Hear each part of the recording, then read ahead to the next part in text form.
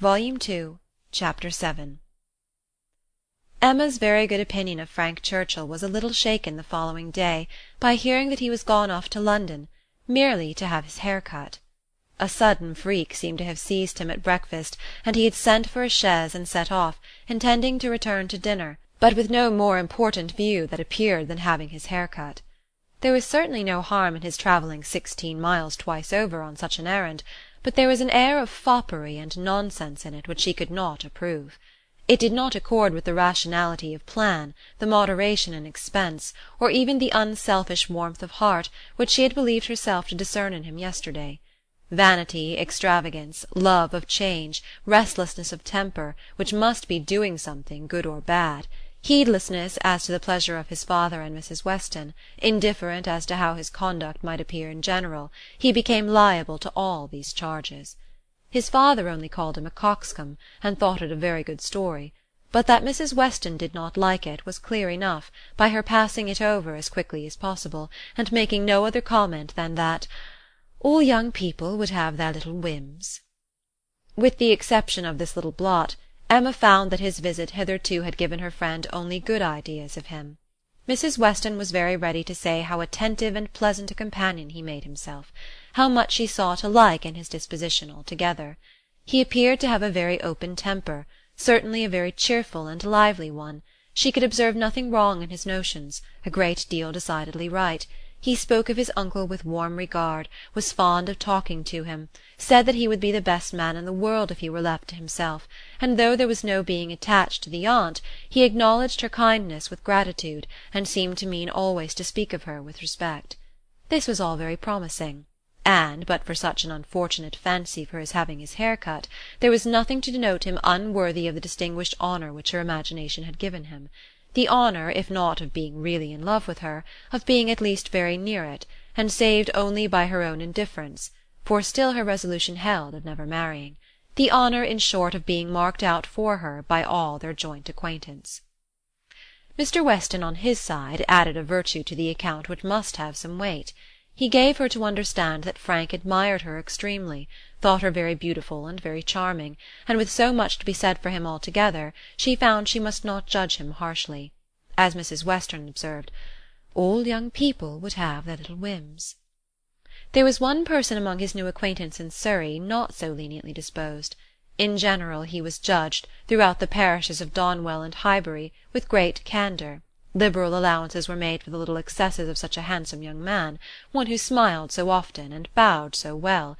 But there was one spirit among them not to be softened, from its power of censure, by bows or smiles: Mr. Knightley. The circumstance was told him at Hartfield. For the moment he was silent, but Emma heard him almost immediately afterwards say to himself, over a newspaper he held in his hand, just the trifling, silly fellow I took him for.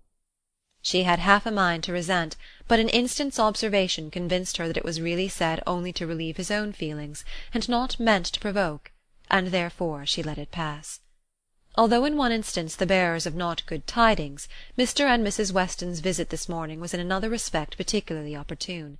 Something occurred while they were at Hartfield, to make Emma want their advice, and which was still more lucky, she wanted exactly the advice they gave. This was the occurrence.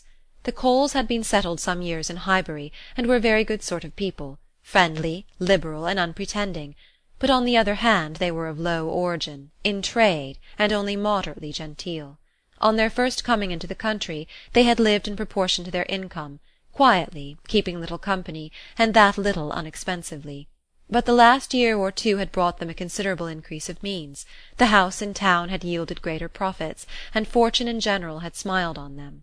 With their wealth their views increased, their want of a larger house, their inclination for more company.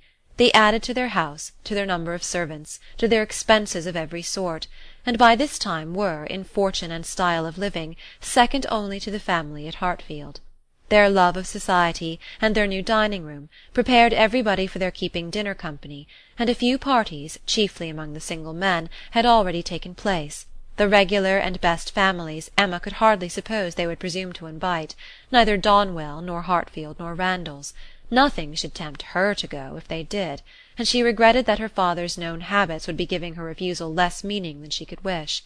The Coles were very respectable in their way, but they ought to be taught that it was not for them to arrange the terms on which the superior families would visit them. This lesson, she very much feared, they would receive only from herself. She had little hope of Mr. Knightley, none of Mr. Weston. But she had made up her mind how to meet this presumption so many weeks before it appeared, that when the insult came at last, it found her very differently affected. Donwell and Randalls had received their invitation, and none had come for her father and herself, and Mrs. Weston's accounting for it with, "I suppose they will not take the liberty with you. They know you do not dine out," was not quite sufficient. She felt that she should like to have had the power of refusal, and afterwards, as the idea of the party to be assembled there, consisting precisely of those whose society was dearest to her, occurred again and again, she did not know that she might not have been tempted to accept. Harriet was to be there in the evening, and the Bateses. They had been speaking of it as they walked about Highbury the day before, and Frank Churchill most earnestly lamented her absence. Might not the evening end in a dance? Had been a question of his. The bare possibility of it acted as a farther irritation on her spirits, and her being left in solitary grandeur, even supposing the omission to be intended as a compliment, was but poor comfort.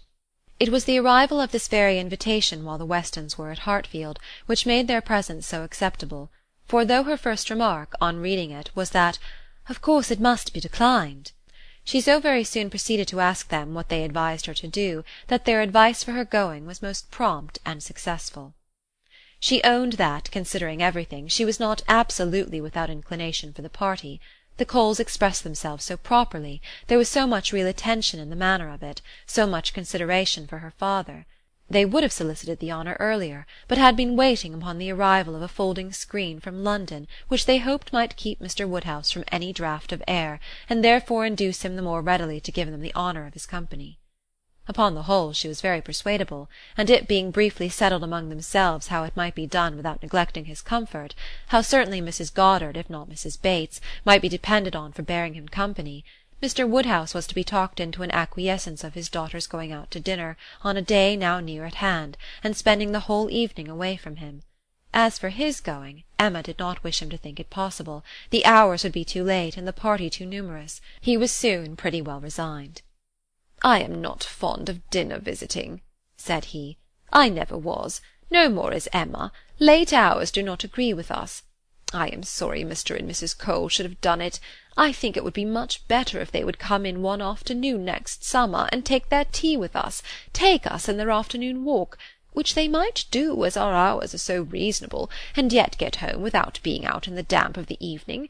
The dews of a summer evening are what I would not expose anybody to. However, as they are so very desirous to have dear Emma dine with them, and as you will both be there, and Mr. Knightley too, to take care of her, I cannot wish to prevent it, provided the weather be what it ought, neither damp nor cold nor windy."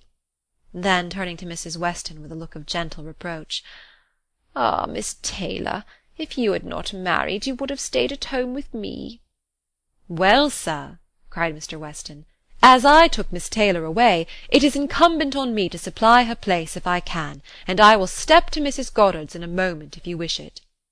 But the idea of anything to be done in a moment was increasing, not lessening, Mr. Woodhouse's agitation. The ladies knew better how to allay it. Mr. Weston must be quiet, and everything deliberately arranged. With this treatment Mr. Woodhouse was soon composed enough for talking as usual. "He should be happy to see Mrs. Goddard. He had a great regard for Mrs. Goddard, and Emma should write a line and invite her. James could take the note. But first of all there must be an answer written to Mrs. Cole. You will make excuses, my dear, as civilly as possible. You will say that I am quite an invalid, and go nowhere, and therefore must decline their obliging invitation, beginning with my compliments, of course. But you will do everything right. I need not tell you what is to be done. We must remember to let James know that the carriage will be wanted on Tuesday. I shall have no fears for you with him. We have never been there above once since the new approach was made, but still I have no doubt that James will take you very safely, and when you get there you must tell him at what time you would have him come for you again, and you had better name an early hour. You will not like staying late. You will get very tired when tea is over." "But you would not wish me to come away before I am tired, papa?" "Oh, no, my love, but you will soon be tired. There will be a great many people talking at once. You will not like the noise." "But, my dear sir," cried Mr. Weston, "if Emma comes away too early, it will be breaking up the party." "And no great harm if it does," said Mr. Woodhouse. "The sooner every party breaks up, the better." "But you do not consider how it may appear to the Coles. Emma's going away directly after tea might be giving offence. They are good-natured people, and think little of their own claims, but still they must feel that anybody's hurrying away is no great compliment, and Miss Woodhouse's doing it would be more thought of than any other person's in the room. You would not wish to disappoint and mortify the Coles, I am sure, sir. Friendly, good sort of people as ever lived, and who have been your neighbours these 10 years. "Oh no, upon no account in the world, Mr. Weston. I am much obliged to you for reminding me. I should be extremely sorry to be giving them any pain. I know what worthy people they are. Perry tells me that Mr. Cole never touches malt liquor. You would not think it to look at him, but he is bilious. Mr. Cole is very bilious. No, I would not be the means of giving them any pain. My dear Emma, we must consider this. I am sure, rather than run the risk of hurting Mr. and Mrs. Cole, you would stay a little longer than you might wish. You will not regard being tired.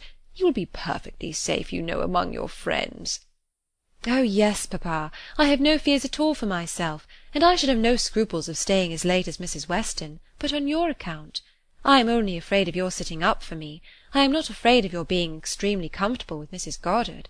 She loves piquet, you know, but when she is gone home I am afraid you'll be sitting up by yourself, instead of going to bed at your usual time, and the idea of that would entirely destroy my comfort. You must promise me not to sit up." He did, on the condition of some promises on her side, such as that, if she came home cold, she would be sure to warm herself thoroughly; if hungry, that she would take something to eat; that her own maid should sit up for her, and that Searle and the butler should see that everything were safe in the house as usual. Chapter 7